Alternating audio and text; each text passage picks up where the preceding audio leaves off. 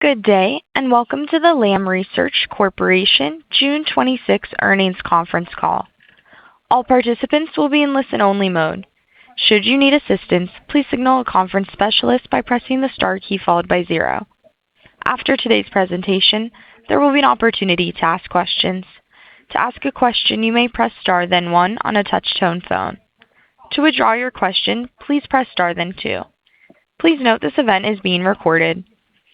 I would now like to turn the conference over to Ram Ganesh, Vice President of Investor Relations. Please go ahead. Thank you, and good afternoon, everyone. Welcome to the Lam Research quarterly earnings conference call. With me today are Tim Archer, President and Chief Executive Officer, and Doug Bettinger, Executive Vice President and Chief Financial Officer. During today's call, we will share our overview on the business environment, and we'll review our financial results for the June 2026 quarter and our outlook for the September 2026 quarter. The press release detailing our financial results was distributed a little after 1 p.m. Pacific Time. The release and the accompanying presentation slides for today's call can be found on the investor section of the company's website. Today's presentation and Q&A include forward-looking statements based on our current beliefs, expectations, and assumptions. These statements are subject to risks and uncertainties, and actual results could differ materially from those expressed or implied in such statements. For a discussion of factors that could cause actual results to differ materially, please refer to the risk factors in our most recently filed periodic reports on Form 10-K and Form 10-Q and subsequent filings with the SEC and the cautionary statement in the accompanying presentation slides. Today's discussion of our financial results will be presented on a non-GAAP financial basis unless otherwise specified. A detailed reconciliation between GAAP and non-GAAP results can be found in the accompanying presentation slides. This call is scheduled to last until 3 p.m. Pacific Time. A replay of this call will be made available later this afternoon on our website. And with that, I'll hand the call over to Tim. Thanks, Ram. In the June quarter, Lam delivered record revenue, operating margin, and earnings per share. Sequential top-line growth was led by a doubling of NAND revenue from the prior quarter, underscoring the growing importance of storage to AI system performance. Our customer support business group also posted strong revenue growth driven by robust demand for upgrades, Reliant, and equipment intelligence-enabled services. As we enter the second half of the year, we expect calendar 2026 wafer fab equipment spending, or WFE, to be in the low $150 billion range, up from our prior outlook of $140 billion with upside bias. Against this backdrop of rising demand, Lam's momentum is strong. Our $8.1 billion September quarter revenue guide represents more than 20% growth quarter on quarter, and we see 2026 shaping up to be our third consecutive year of relative outperformance to WFE. Looking into 2027, we see an extraordinary setup for WFE growth. AI is driving record revenue and profitability for our customers who have signaled unprecedented long-term demand visibility.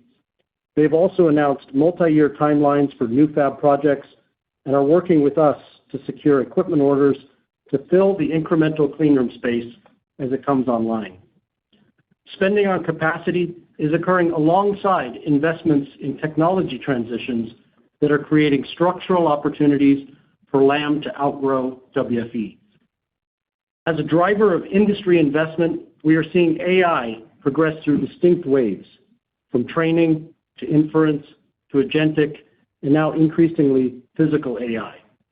Each wave is building on what came before, creating new AI use cases, greater demand, and new performance requirements. We're seeing the impact of this progression notably in NAND, where expanding context windows and persistent memory requirements are driving significantly higher demand for flash storage. In response, customers are, in the near term, adding bit supply and improving device capability through installed base conversions to 200-plus layer architectures. As layer counts rise and manufacturing complexity grows, so does our opportunity. We expect Lam's served available market, or SAM per wafer in NAND, to double from the 128-layer node to 500-plus layer devices.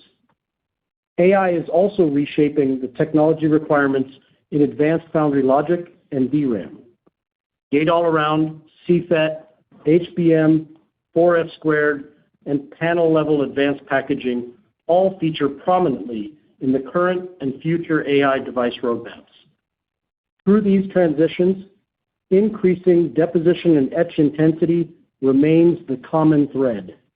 Higher aspect ratio structures, more complex 3D architectures, smaller pitch patterning, and new materials integration are all areas where Lam is a leader. We see the benefit of this technology acceleration in our expanding SAM, and we are moving towards our target of high 30s SAM as a percentage of WFE faster than what we had outlined at our 2025 Investor Day. Let me highlight a few examples that illustrate why we're excited about what's ahead for Lam. Starting with conductor etch, Lam is the industry leader with an installed base of more than 40,000 chambers worldwide. With our latest platform, Akara, we are further strengthening our position. Akara combines unique direct drive plasma technology with industry-leading high aspect ratio patterning capabilities. First adopted for 2 nanometer and below gate-all-around architectures in foundry logic, Akara is now gaining momentum in advanced DRAM.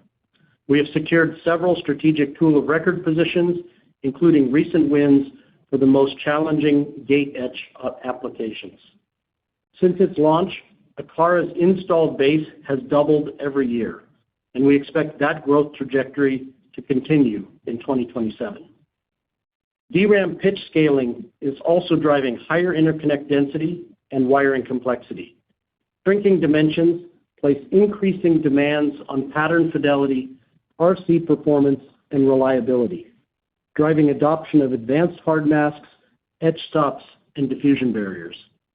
We previously addressed these patterning challenges in foundry logic and are now extending those capabilities and our production-proven technologies into DRAM. For example, DRAM customers are adopting our vector hard mask deposition platform for low-K film patterning. By co-optimizing the hard mask film properties with our conductor etch process, we have shown we can deliver improved transistor performance and better yield.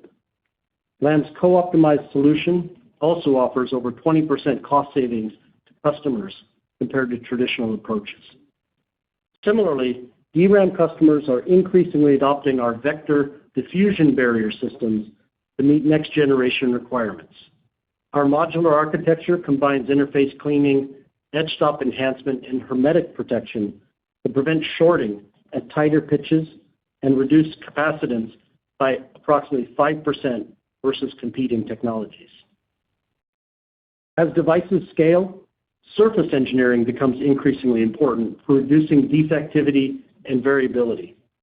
In the transition from FinFET to gate-all-around, the number of applications requiring surface treatment roughly doubles. Our Argos selective etch system uniquely addresses this need. By leveraging proprietary plasma technology, Argos creates a radical-rich environment that enables highly selective surface treatment with minimal substrate damage. As a result, we are winning leading-edge foundry logic customers at 2 nanometer and below and expanding Argos into a growing set of DRAM applications. Turning to advanced packaging. As an industry leader in TSV etch and electroplating, we are on track to deliver greater than 70% year-on-year growth. The long-term opportunity is even more compelling, as AI performance will increasingly depend less on transistor density scaling and instead on integrating more chiplets, more HBM stacks, and greater memory bandwidth within a single package. We expect each successive generation of advanced packaging to require more redistribution layers, denser copper interconnects, taller megapillar structures, and increasingly complex power delivery networks. We also see future AI packages exceeding 9 times the reticle size, roughly 3 times larger than today's mainstream device designs. This is driving the industry to look beyond traditional wafer-based architectures toward larger format, panel-level packaging approaches. Panels enable the creation of larger AI packages, but they also introduce new challenges to maintain deposition uniformity, material properties, defect control, and yield across the larger panel area. By leveraging technology and learning from our wafer-based Sabre 3D and advanced wet processing platforms, we have shipped 510 by 515 millimeter panel systems into development programs across multiple geographies. And this year, we will also ship our first 310 by 310 millimeter panel tool, putting us at the leading edge of this important packaging transition. In CSBG, customers are increasingly leveraging Lam's equipment intelligence and fab automation solutions to help increase capacity as they race to meet growing AI demand. Lam's Dextro cobots, the industry's first collaborative maintenance robots, are seeing rapid adoption.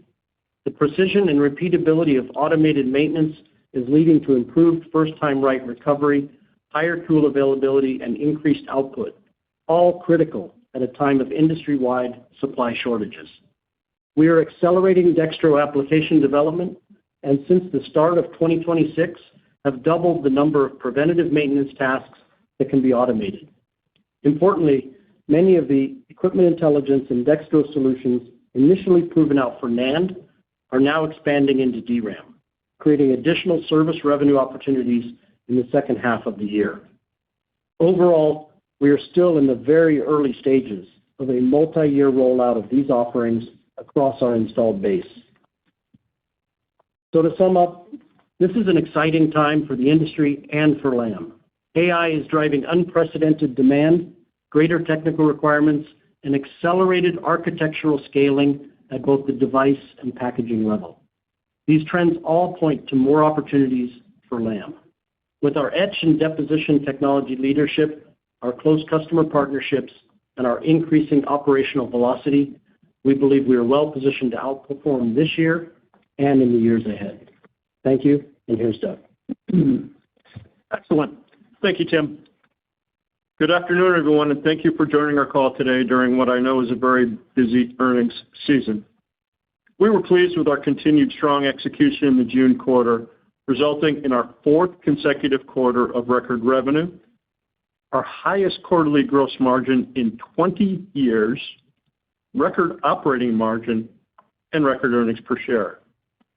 We just finished fiscal year 2026, and we had record revenue of $23.2 billion and gross margin of 50.6%. Our diluted earnings per share in fiscal year 2026 was also a record, coming in at $5.82, which was up 41% from fiscal year 2025. We're ahead of the profitability objectives we discussed at our 2025 Investor Day, delivered through robust top-line growth and strong operational execution. Let's look at the details of our June quarter financial results. Our revenue was above the midpoint of guidance, while gross margin, operating margin, and earnings per share all exceeded the high end of our guided range. Revenue for the June quarter was $6.72 billion, which was up 15% sequentially and up 30% from the same period in 2025. Our deferred revenue balance at quarter end was $2.43 billion, which was an increase of $213 million from the March quarter. The increase was driven by a variety of factors, the largest of which was customer down payments.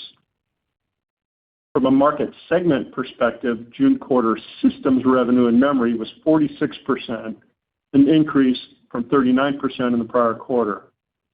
On a dollar basis, this represented a record level for us in total memory.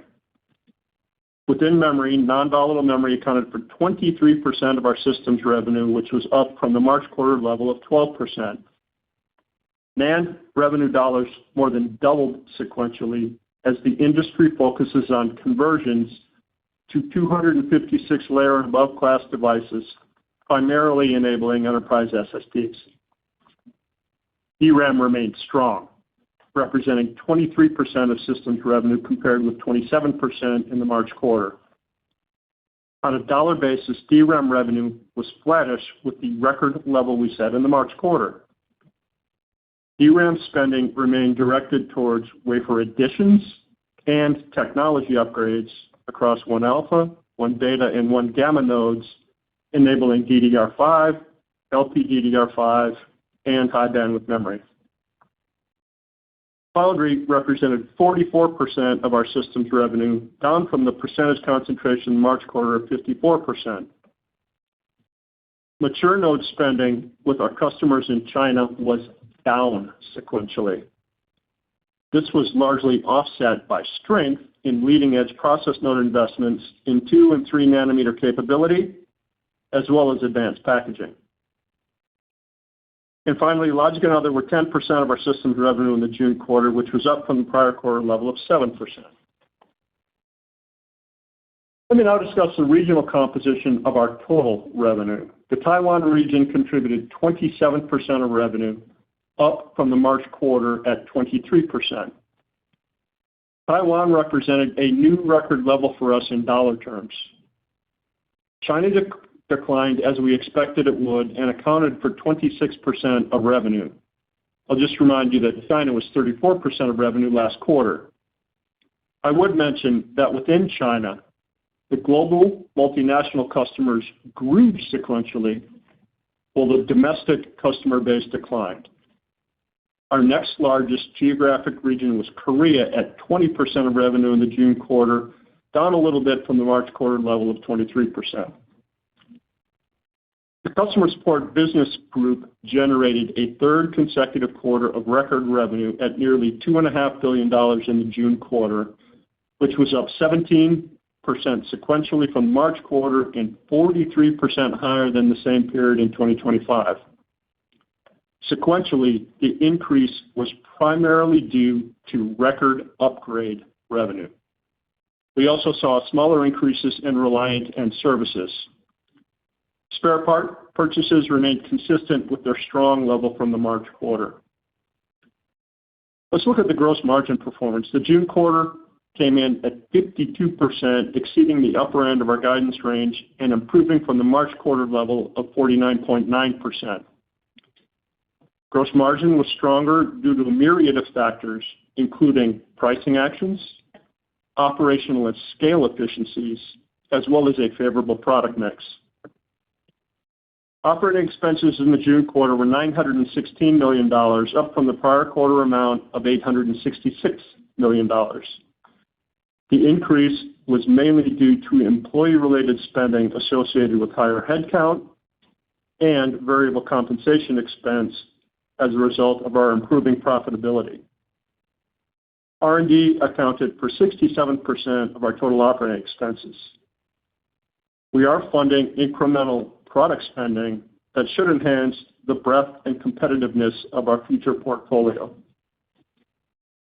Operating margin for the June quarter was 38.4%, also exceeding the upper end of our guidance range and improving from the March quarter level of 35%. This improvement was primarily due to the higher revenue and stronger gross margin. Our non-GAAP tax rate third quarter was 11%, in line with our expectations. We do believe the tax rate will be in the mid-teens in the September quarter due to the increase in revenue in higher tax jurisdictions, primarily the United States, as we enter the new fiscal year. The U.S. GILTI rate is also higher as we enter the fiscal year. We should expect this uptick in the tax rate to continue for the remainder of 2026 and likely beyond. Other income and expense for the June quarter was approximately $19 million in expense compared with $8 million in expense in the March quarter. The change in OI&E was primarily due to foreign exchange. And as we've talked about in the past, you should expect to see variability in OI&E quarter to quarter. Let's look at capital return. We allocated approximately $246 million to share repurchases, and we paid $325 million in dividends in the June quarter. We returned 45% of free cash flow in the quarter. Year to date, we've returned 81% of free cash flow, and our plans remain to return at least 85% of free cash flow to our shareholders over time. For the June quarter, diluted earnings per share were a record $1.82. The diluted share count was roughly 1.26 billion shares, down from the March quarter.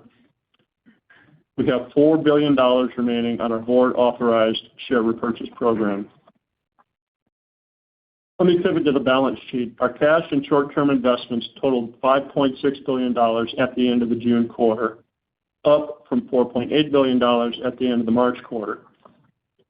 The primary factors behind the cash increase were cash from operating activities, somewhat offset by our capital return activities.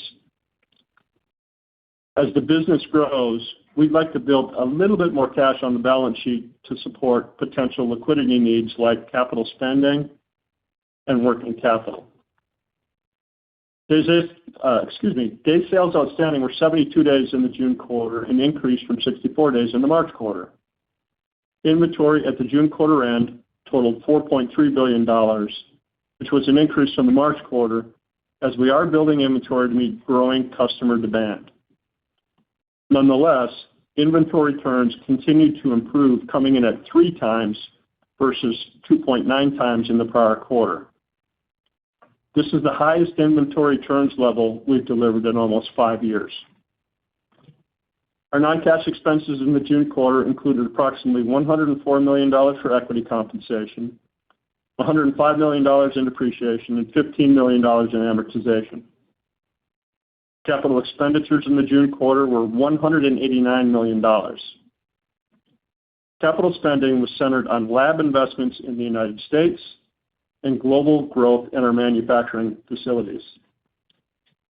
We ended the June quarter with approximately 22,400 regular full-time employees, which was an increase of approximately 1,800 people from the prior quarter.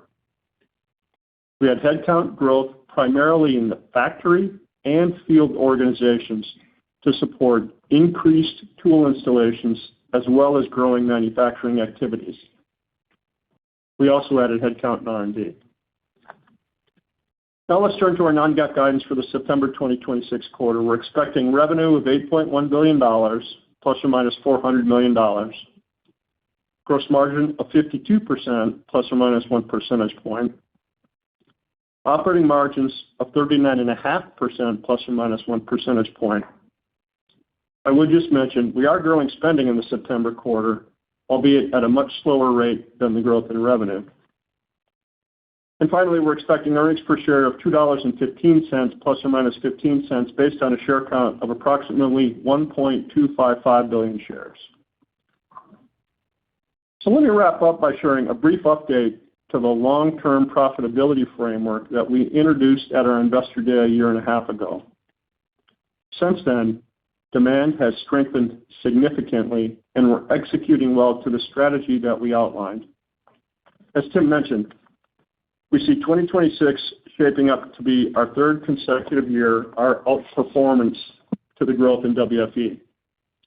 We've been growing the CSBG business faster than the installed base, and our close-to-customer strategy has helped expand our margins. The technology inflections, increasing deposition etch intensity, reinforce our confidence that we can continue to expand our SAM while creating additional opportunities for gaining share. Our SAM expansion is trending toward that high 30% range that we communicated. Now, within this framework, we intend to drive gross margins to the mid-50% level and operating margins to the mid-40% level over the next several years as the AI transformation drives continued greater investment in global semiconductor capacity. Operator, that concludes our scripted remarks. We would now like to open up the call for questions. We will now begin the question and answer session. To ask a question, you may press star then 1 on your touch-tone phone. If you're using a speakerphone, please pick up your handset before pressing the keys. If at any time your question has been addressed and you would like to withdraw your question, please press star then 2. Please limit yourself to 1 question and 1 follow-up. At this time, we will pause momentarily to assemble our roster. The first question today comes from Timothy Arcuri with UBS. Please go ahead. Thanks a lot. Doug, I know you usually don't guide by segment, but service was up so much in June, and based upon the gross margin guidance, which you're guiding basically flattish on such a big up revenue, I would imagine that it's up big again in September. So can you give us some sense of sort of what to expect in service within the guidance for September? Listen, Tim, I think you're going to see similar profile to what we saw this quarter, and I won't get into specific numbers necessarily, but upgrades are going to continue to be strong, I think, right, driven by what you got going on in NAND investment. I expect spares to continue to be pretty strong given the high utilization in the industry, and then, we're excited about what's going on in advanced service with all the cobot and equipment intelligence. So I think it's going to be pretty consistent across the board, Tim, similar to what we saw this quarter. Great, Doug. And then, so the new gross margin of mid-50s, that makes perfect sense. It's great. And I guess the question is, how long will it take to get gross margin to that level? Obviously, if you look at your margins versus, say, the large foundry margins, you used to be within 5 points, and now it's between 5 and 7 points as early as the first half of 24, and now you're like, the gap is like 2x that. So there's, obviously a lot of room for you to move it up. How long will it take for you to move that up? Is it like a revenue thing, or is it a time thing? A little bit of both, Tim, honestly, right? Part of it is scale and scope and revenue growth. Part of it is new product introduction and, getting fairly paid for the value we're delivering. I expect, Tim, this is over the next several years that we'll continue to drive it on an annual basis for sure, but it's going to take several years, I think, to get to those levels, Tim. Okay, Doug, thank you. Yep, thanks, Tim. The next question comes from C.J. Muse with Cantor. Please go ahead. Yeah, good afternoon. Thank you for taking the question. I guess a follow-up on the CSBG side of the house. It looks like you're going to grow in the mid-30s plus or minus. And just curious, how do you think about the growth rate beyond 26 into 27? How much strength should we continue to see from NAND inside here? How are you thinking about Reliant? Does that start to recover more meaningfully? And do we see sustained kind of spares as well? Would love to hear your thoughts there. Yeah, CJ, I'll start, and then I'll let Tim add on. Yeah, the framework we put out the Investor Day a year and a half ago, still, I would encourage you to think about it in a similar way. Now, clearly, we've grown faster than that suggested back a year and a half ago, and that's come a little bit from advanced services. We're super excited about that driving incremental growth. It's come, Tim, also from just really high utilization in the industry, which drives consumption of spares and service. To the extent that continues, spares and service will continue to be really strong from that. And then I think the way to think about Reliant is think about what's going on in the mature node investment, a little bit of what's happening in China, and then more broadly what's happening in the analog, industrial, automotive space. So that'll be a little bit more situational, I guess. But that's the framework to think about. We're probably going to do a little bit better than the growth that we talked about a year and a half ago, though, CJ. Perfect. And then I guess could you speak to perhaps new entrants or more meaningful spending from historically larger spenders on the logic front? What kind of visibility do you have today, and what kind of growth should we expect into 27 and beyond? Yeah, CJ, you're funny. Asking that tricky question about new logic customers. Yeah, there's some new stuff going on. There's clearly dialogue, and I'll let Tim comment a little bit. We are talking to that new logic customer in the U.S. That is happening. Yeah, I don't have much to add other than to say we're engaged, and I think what's exciting for us is that in many cases where we have new entrants come into foundry logic or memory or any of the spaces, they're always looking at some of the more innovative approaches. They're not encumbered by kind of the roadmaps and install base that's existed. And so I think that we're hopeful that when we think about all of the new systems that we've talked about, I mentioned a few in the prepared remarks, but we've talked about a lot of others in other calls. That's an opportunity for us to showcase the significant technical improvement Lam has made on the foundry logic side. And I think that's what new entrants mean for us, is more opportunities to grow our share within that space. Thank you. Thanks, CJ. The next question comes from Harlan Sur with JP Morgan. Please go ahead. Yeah, good afternoon. Thanks for taking my question. If you look back historically, your gross margins seem to have taken a structural step up in 2023, but I believe this corresponded to the team moving a bigger part of the volume manufacturing flowing through your more efficient, low-cost Malaysia facility.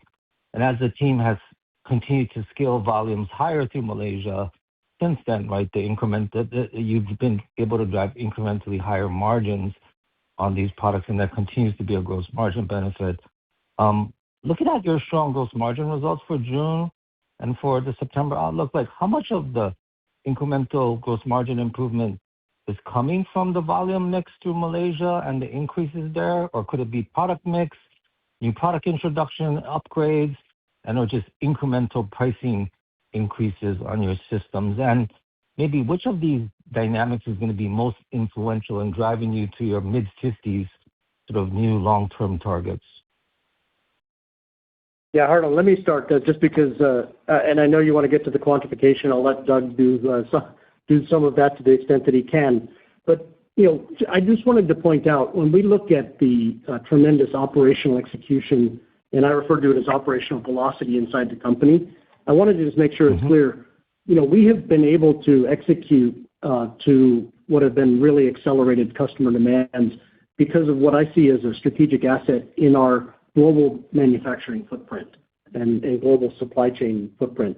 We have factories in Oregon, in California, in Ohio, in Malaysia, in Taiwan, in Korea, and Austria. And really, as we've looked at this tremendous growth period we've gone through and expect to continue to go through, we've leveraged that full scope of sites and supply chains. And what's really helped us is that they're not all interrelated, and so they're not all being driven by the same demand. And so in that way, we can both get what we need when we need it and also at the prices that we need it. And so there's an element of really being able to leverage this global capability. I think that's somewhat unique in how Lam has driven our operational structure. And I'll let Doug talk to the second part of your question. Yeah, Harlan, a lot of the uptick that you're seeing gross margin has come from exactly what Tim just outlined. On top of that, we got new products coming out every single year, theoretically adding more value to the customers and driving improving profitability. Clearly, that's going to be our ongoing objective. Clearly, we're always working to get fairly paid for the value we're delivering to the customers. We're absolutely working on that. And then, yes, a lot of it has come from operational efficiencies, close to customer strategy. All of that were conscious strategies that we've outlined over the last several years and have been talking about. I appreciate that. And then on advanced packaging, you came into this year with a view of greater than 40% growth. You upped that to greater than 50% growth last earnings. Now you're looking at 70% growth today, right? Is the increase in the outlook due to HBM or 2.5D to 3.5D SOIC advanced packaging transitions happening faster? Or is it customers just pulling in production capability from next year into this year? Curious. Yeah, Harlan, it's just everything. Advanced packaging, I mentioned it in my prepared remarks, it's becoming quite a technical tool for our customers and for the industry to drive greater performance. So, it's everything you just mentioned. It's 2.5D, it's in the foundry logic space, it's in HBM. And I think that what we're excited about is, obviously, as it moves also into panel packaging, that's a place where Lam, we feel like we've gotten out to an early start there. We think that transition is in the very early stages, but it's in an important inflection point there as well. So I think just next few years, advanced packaging growth will be a little bit hard to predict because adoption is just occurring all over the place. But our clear leadership, Harlan, I'll just remind you, in the TSV etch and the copper electroplating, I call it the drill and fill, we just have really strong product offerings there. So as that goes, we just benefit extensively from our technical leadership. No, absolutely. Thanks, Tim. Thanks, Doug. Thanks, Harlan. The next question comes from Atif Malik with Citi. Please go ahead. Hi, thank you for taking my questions.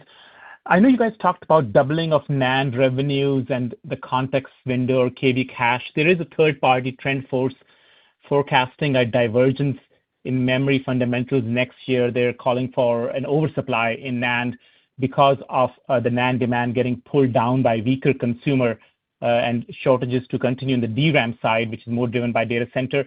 Are you seeing anything in your conversations with the memory makers that are pointing to some sort of a oversupply or a reversal in the NAND fundamentals for next year?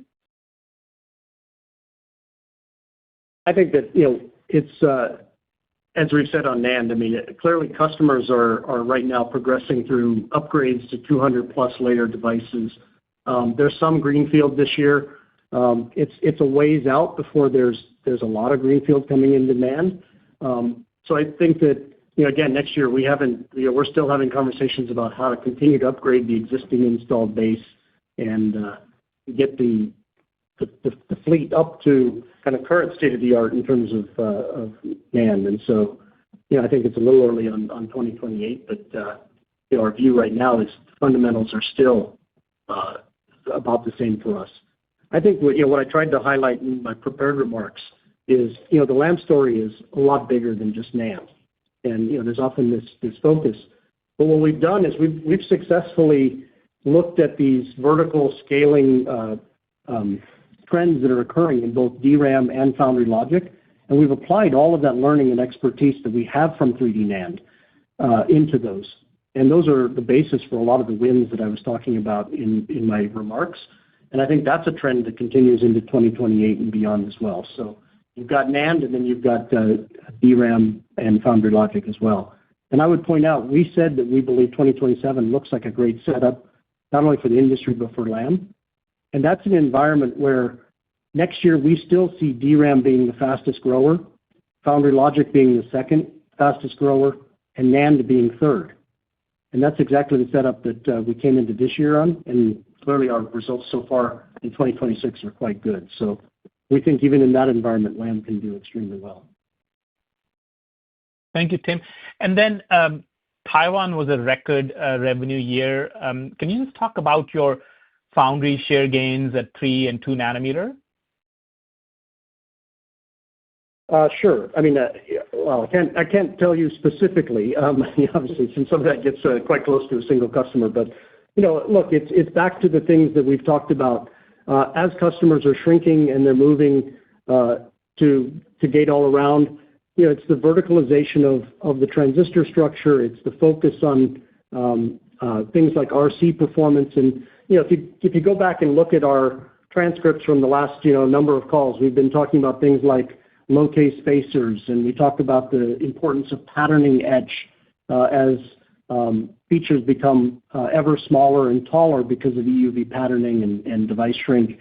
And so I would just say anything that's related, again, to something becoming higher aspect ratio, it requires etch. If it has to do with RC, meaning metallization resistance or dielectric capacitance, those are areas where Lam's new ALD tools, where our new etch tools like Akara are doing extremely well, not just in Taiwan, but really at every leading-edge foundry logic customer around the world, because these are unique capabilities built into our newest tools, and they're doing great at the customer. Thank you. Thanks, Atif. The next question comes from Jim Schneider with Goldman Sachs. Please go ahead. Good afternoon. Thanks for taking my question. I was wondering, as you look at the growth rates the industry is going to post in 2026, how would you handicap looking into 2027, whether you could see a similar, better or worse growth rate relative to this year? Yeah, Jim, we're not going to get into talking specifically about next year, at least not numerically. I would tell you, though, that as we look at kind of what's being invested in, the industry is still meaningfully undersupplied, right? You've got clean room coming online over the next, 12 months and beyond, frankly. And all that will lead to incremental opportunities as we get into 27. It's too soon for us to put quantification around what 27 is going to be, but it looks like it's going to set up to be a pretty darn good year, Jim. I guess I'd just leave it at that. That's fair enough. Understand. And then maybe just as a follow-up, you mentioned pricing being one of the factors that drove gross margin outperformance in the quarter. Can you speak to some of the factors that drove that?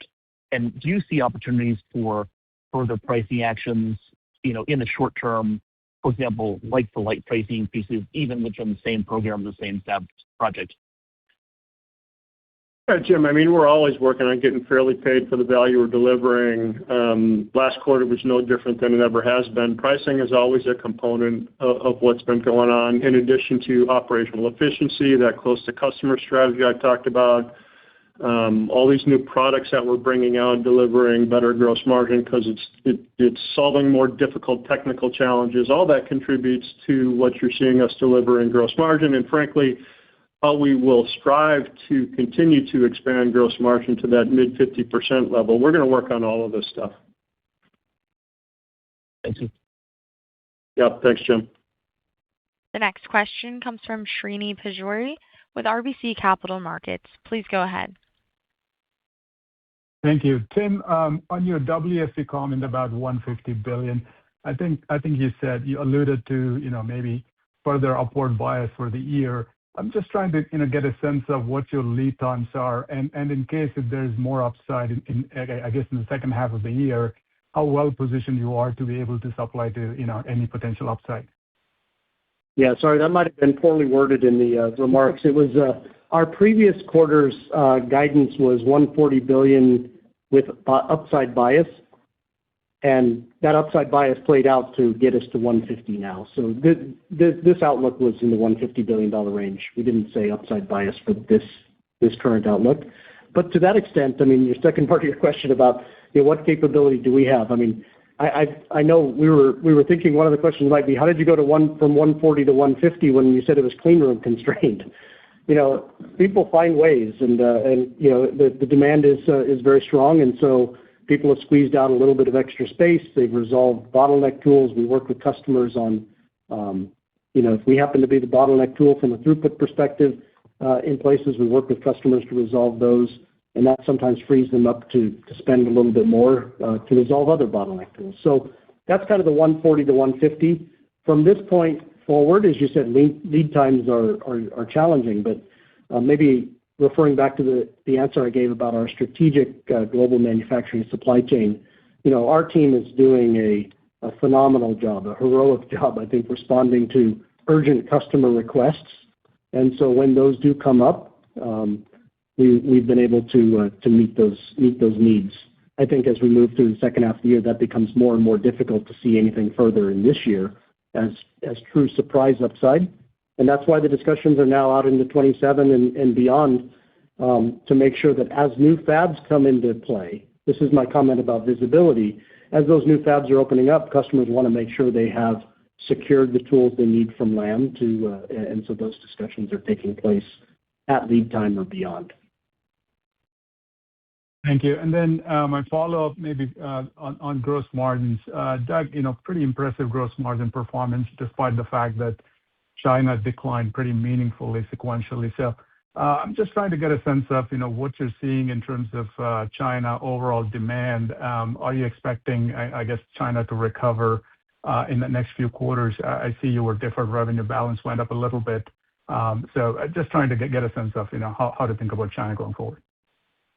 Yeah, Srini, I still think China overall WFE is flat to slightly up, similar to what we said before. I think quarter by quarter, you'll see some lumpiness to it. But our view is still largely the same. I would just also point out a comment that I made in my script, and maybe that we're going to continue to see, is understand in that China region, you also have the global multinational customers with fabs in China showing up in that number, that 26%.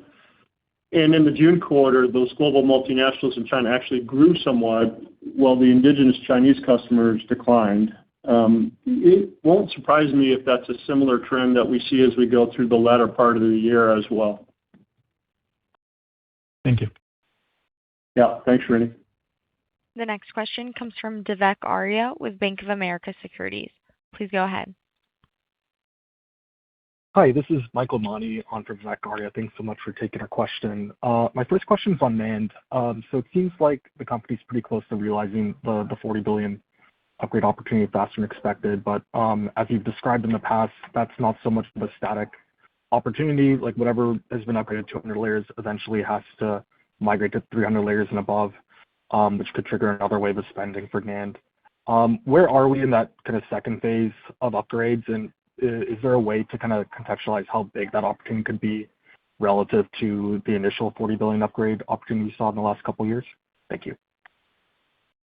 Yeah, it's a good question. We've said that, you know, it is not a static thing. In fact, as the industry, if we look at this year, we made a comment. It's a combination of both upgrades plus some greenfield shipments, and that's kind of going to characterize the next couple of years. I mean, most of that $40 billion we had previously said would likely occur in upgrades would likely occur before the end of 2027.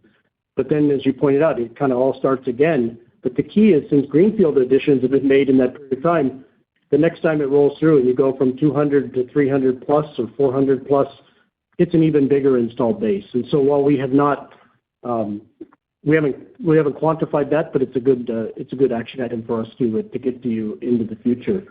You can imagine that as you go with, we've described from 200 to 300 to 400 to 500 layers. I said that our SAM will double from the 200 plus layer to the 500 plus layer on a per wafer basis.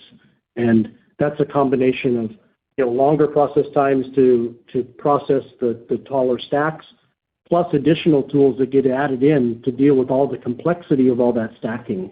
That's where Lam's opportunity really lies, is helping address the complexity of stacking to 500 layers and beyond for customers. Great. Thank you. For my follow-up, I wanted to ask about DRAM. I think a lot of the strong outgrowth Lam has seen over the last couple of years in share gains has been mainly driven by HBM, which are TSV drilling and electroplating tools. Could you talk about your share opportunity in traditional and conventional DRAM, especially as you move to new nodes like 1C and 1-gamma, given that, you know, right now that seems like where most of the industry capacity constraints are over the next couple of years? Thank you. Yeah, sure. I mean, it's, you know, obviously as you mentioned, HBM has been a tremendous for Lam from the standpoint of the position we have in the TSV formation and other elements of the HBM process itself. I mentioned a couple of improvements as DRAM performance, you know, at the device level continues to push forward into future nodes.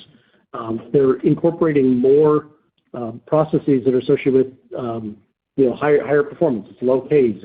It's also introduction of more EUV layers, which pulls in and makes Lam's patterning etch tools that much more critical. We're seeing wins across very conventional front-end types of devices. In my prepared remarks, I talked about, you know, if you're trying to build very high-performance DRAM, you start to worry about things, as I mentioned, like the diffusion barrier performance and the etch stop layer performance. That's an area where today we hold a very strong leadership position in advanced leading-edge foundry logic. You know, the reality is, as you try to push DRAM performance ahead, it starts to look a lot like leading-edge foundry logic. I think that's where the real strength of Lam's portfolio is, that in many ways, the performance requirements across all three devices, as we see more vertical scaling, more performance, they're all converging. I think that a couple of years from now, we're going to look back and we'll say, hey, everything kind of became 3D NAND-like, much taller, much more complex, requiring higher performance tools. Right now, I think DRAM is seeing that. We are winning in conventional DRAM, but it's related to the strength of the device, the patterning of the device, the materials that are being introduced. I think that continues. Then you layer on top of that, if you do HBM, it's even better for us. Thank you very much. Yep, thank you. The next question comes from Melissa Weathers with Deutsche Bank. Please go ahead. Hi, thank you for the question. I wanted to bring it back to a framework that you guys brought up on one of your calls last year about the relationship between WFE spending and total data center spending, especially with the market looking at potential slowing of AI spending or more efficient models. Is there any way you can help us think about your view of WFE in the context of potential slowing AI spending, and how do we think about the resilience of your business there? Yeah, listen, Melissa, I think as we look into next year, the fact that the industry is undersupplied this year is going to roll into next year. So we feel great about what's going to happen with WFE. Yeah, that metric, we talked about the $100 billion data center CapEx equating, if I remember the number, to roughly $8 billion in WFE. That was probably a little bit of a low estimate as we sit here today. It's probably trending, I don't know, $1 billion or $2 billion higher. But that clearly, at the end of the day, is what's driving demand. At the end of the day, the hyperscale investment is trickling all the way back to WFE, and that is absolutely a driver. The numbers are probably a little higher than we had talked about, whatever it was, middle part of last year. Perfect. Thank you. And then on the supply side, I'm sure you guys are getting more visibility from your own customers, but I was wondering, Doug, you talked about higher inventory turns. What kind of partnership and visibility are you giving your suppliers to make sure you can bring on capacity for this strong ramp? All the same visibility we get, Melissa, is propagating its way all the way back through our supply chain and even a couple layers deep in the supply chain. So we're doing everything we can to make sure we're not going to be the bottleneck. I would tell you, it's a lot of work. We got a lot of things we're expediting and working our way through. We'll continue to do that. But that part of the company is doing an extraordinary job managing this for us. Thanks, Doug. Yep. Thanks, Melissa. The next question comes from Stacy Rasgon with Bernstein Research. Please go ahead. Hi, guys. Thanks for taking my questions. For the first one, Doug, I know you said 27 is going to be kind of a remarkable year. And I won't ask you to give us a number, but are clean rooms really the limiter to how big 27 can be? If clean rooms were unlimited, I think you guys are growing. You guys think WFE is growing from 110 to 150 this year, so that's mid-30s. If clean rooms were unlimited, is there no question that we could grow that much next year or even more? Is that where the demand there to do something like that? Yeah, Stacy, again, I'm not going to put numbers on it right now. It's too soon for us to do that. But when I look into what's going on in the industry, I don't know, when you just look at the bigger customers, there's probably 8, 9, 10 new fabs coming online between now and the end of next year that's going to enable the reception of more equipment. So we're excited about where this is going. I'm not going to put a number on it quite yet, though. We'll do that as we get further down the road here. Got it. For my follow-up, let me try one more way. Again, I'll try to ask this without you having to put numbers on it. But if 27 is going to be that good, do you think the setup is good enough where at a minimum we could see sequential growth from here until the end of 27? Is the setup and I guess the availability of space enough that at least you could be willing to sign up for something like that? Yeah, maybe, Stacy. When you look at it, this doesn't all come on in any one quarter, so it comes on kind of bit by bit. I'm, again, not going to guide you quarter by quarter through next year, but I feel incrementally good about each successive quarter as I sit here right now. And as we get a little bit closer, maybe I'll give you a little more color. Got it. That's super helpful. Thank you, Doug. Thanks, Stacy. The next question comes from Krish Sankar with TD Cowen. Please go ahead. Yeah, hi. Thanks for the question. I told them, Doug, you mentioned about growing inventory, but the inventory management is still lean. When I look at prior cycles, this is the time where you should be building a lot more inventory, given the huge WFE potential ahead. I'm just wondering, is this a new norm for inventory management, or is this more supply chain being constrained on capacity? And if you can just triangulate that to what your lead times are today, that'll be helpful too.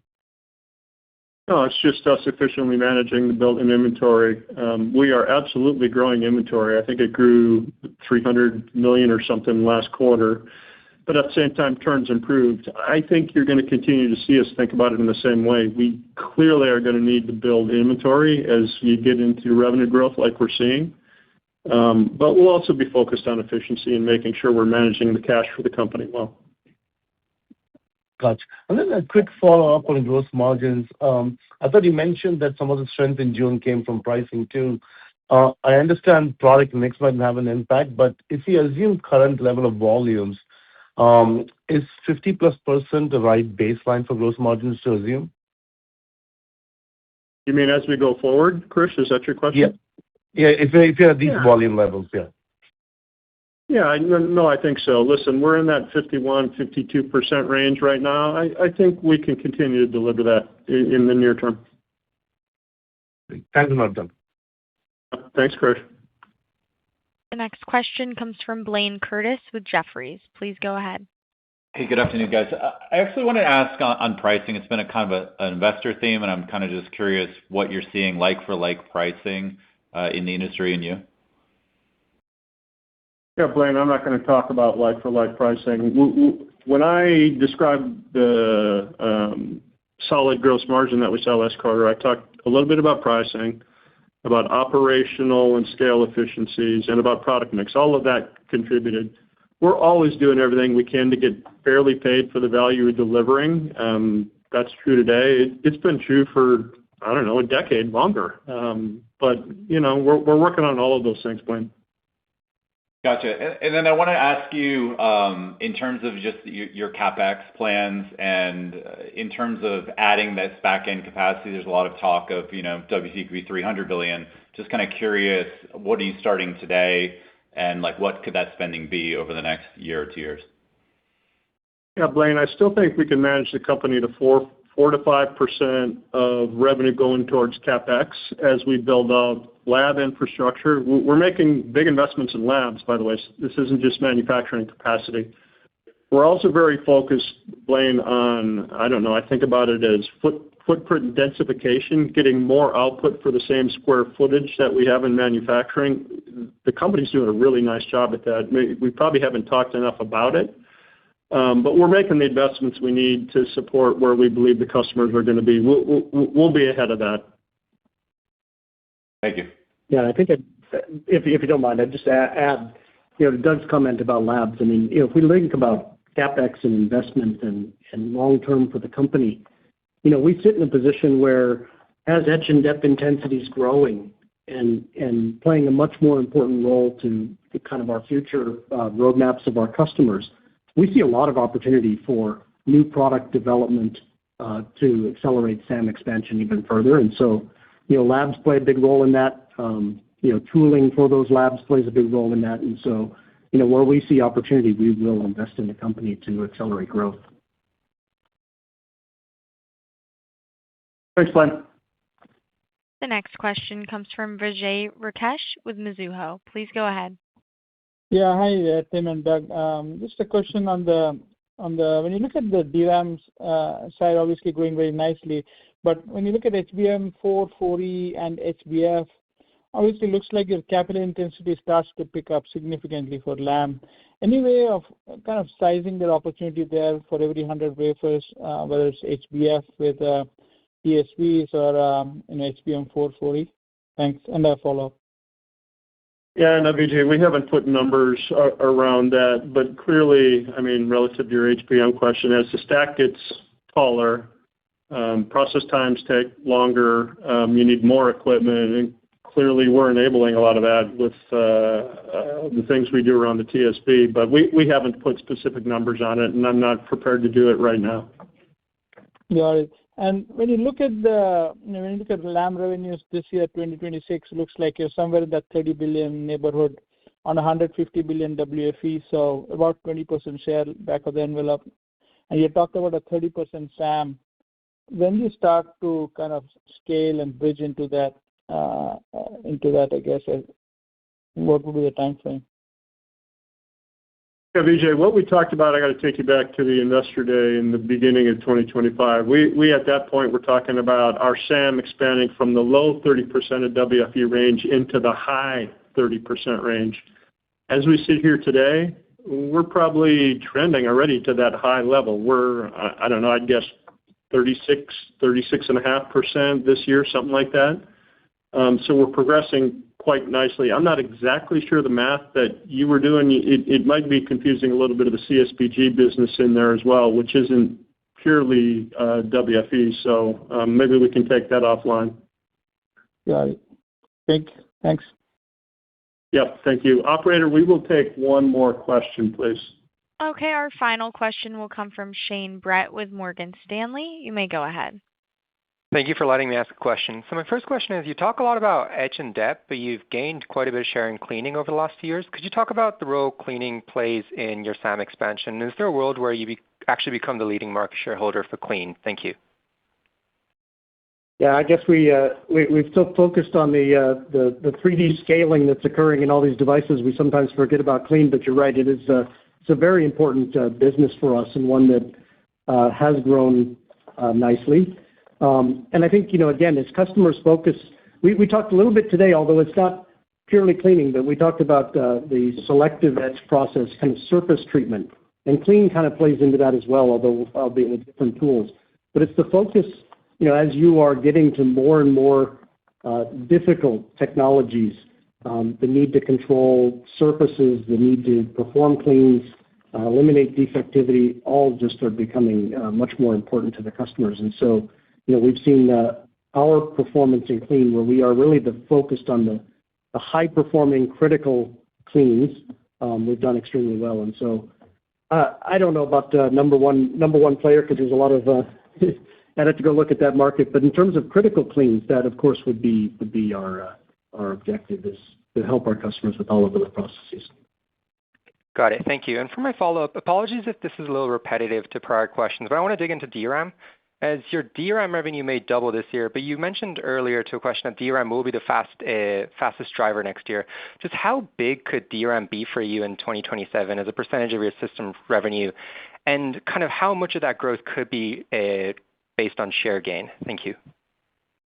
Yeah, Shane, we're not going to put numbers around next year yet, too soon. But what Tim said is, as we look into next year, we expect the growth drivers next year to be largely the same as they are this year, led by growth in DRAM WFE, followed by leading-edge foundry and logic, followed by NAND. We see everything growing into next year. And frankly, Shane, when we think about the guide for next quarter at $8.1 billion, I think you're going to see everything growing next quarter as well. Great. Thank you. Thanks, Shane. This concludes our question and answer session. I would like to turn the conference back over to Doug Bettinger for any closing remarks. Yeah, I would just say thank you all for joining our call. We're very excited about what's going on in the industry right now and our unique position in it. As we talked about, both Tim and I, we're looking into what we believe to be our third consecutive year of outperforming growth in WFE because of the intensity of etch and deposition. And I wouldn't change our position for anybody in the industry. Our execution has been great, and we intend to continue delivering that. And we look forward to seeing all of you guys on upcoming NDRs and conferences. And with that, operator, we're all concluded. The conference has now concluded. Thank you for attending today's presentation. You may now disconnect.